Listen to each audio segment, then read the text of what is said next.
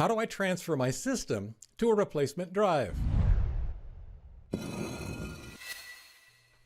Before I dive in, a quick shout out to the patrons of askleo for making these videos possible. askleo.com/patron for more information.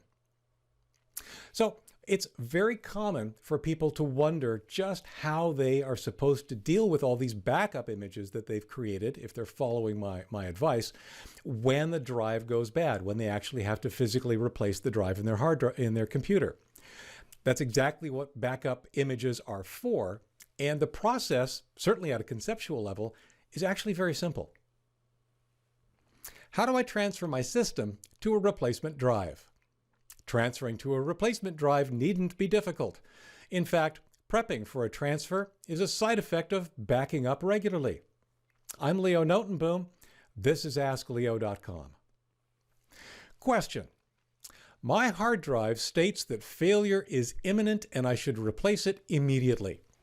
My questions are as follows. When I replace my hard drive, will I need to install a new operating system? Is there a way to clone my current hard drive completely, including my operating system? If I'm able to clone my entire hard drive, will I need hardware or some device between the old hard drive and the new while I do the transfer? What's the best way to save my existing files if I can't salvage my entire hard drive? Are there software programs that can help me do this? There are indeed software programs that can help you do this. They're called backup programs. While there are many ways to do what you want to do, I'm going to review what I think is the most resilient and appropriate way. It's how I do exactly the same thing. First, back up. First things first, start backing up now. Don't wait. The fact that you're asking this question tells me you haven't been backing up.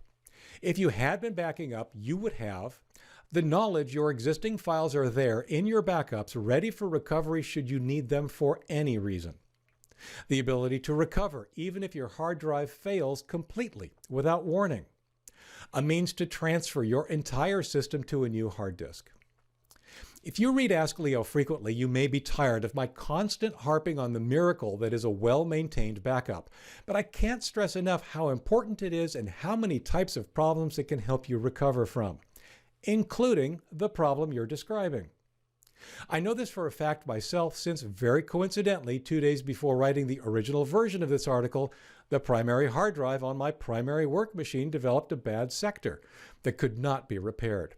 Since then, I've used this technique to replace hard disks in multiple machines. Step 1. Make an image backup. In reality, there's a little more to it, of course. Get and install backup software if you haven't already. Get an external hard disk to contain your backups if you haven't already. Create the rescue disk or emergency disk for your backup software if you haven't already. All "if you haven't already" means is if you've been backing up regularly, most of these pieces will already be in place. You'll have backup software, you'll have that external hard drive, and you'll have created that emergency disk in case you ever need it. Today, you need it. Using your backup software, create a full image backup of your machine. If you have been backing up, you can simply rely on the most recent backup image if you like. I want additional reassurances I won't lose any changes made since then, so I make a complete full image backup immediately prior to changing the drive. Step 1A, making an image backup if you can't. If for some reason you haven't and cannot now install the backup software on your machine, or things aren't running well enough for you to do it, there's a slightly different approach to creating that all-important image backup. Install the backup software on another machine. Create the rescue media for that software. Boot your problematic machine from that rescue media.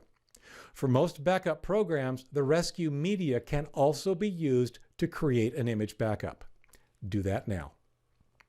Step 2. Install the replacement drive. I'll assume you've already purchased a replacement drive. It should have at least as much capacity as the drive you're replacing, though it's not at all uncommon for it to be larger, sometimes much larger. That's okay. Turn off your machine, unplug it, and follow the manufacturer's instructions for replacing the failing hard drive. Step 3. Restore the backup image. After you put your machine back together, reboot using the emergency/rescue disk you created with your backup software. Now use that software to restore your backup image to the new hard drive. That's pretty much it. When that's done, you can remove the emergency disk and reboot. You should be up and running as if nothing happened, except you'll be running from your replacement hard drive. Step 4. Tweak partitions.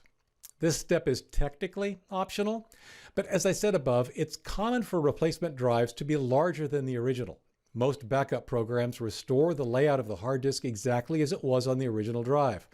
What that means is there's a chance that the extra space on the new drive will go unused. There are several approaches. Do nothing. Your machine is working. Use Windows Disk Manager to create a new partition out of the unused space, which will appear as a new drive letter. Use Windows Disk Manager to extend an existing partition, ideally your C partition, making that partition larger. This may or may not always be practical, depending on how the partitions are laid out. Use another disk management tool to rearrange your partitions so you can extend the C partition into the unused space. Now you're really done. Conceptually simple. The bottom line is exactly what you were looking for. Having a full backup image allows you to transfer everything from an existing failing hard disk to a replacement disk. And that's exactly what I recommend you do. Start backing up to an external hard drive. I'll also mention that I have several books on backing up, including step-by-step instructions on performing the backup and restore outlined in this article using free versions of popular backup programs. Check out the Saved series of books at the Askleo store. My recommendation, use an image backup tool like Macrium Reflect or Ease's To Do and begin backing up regularly.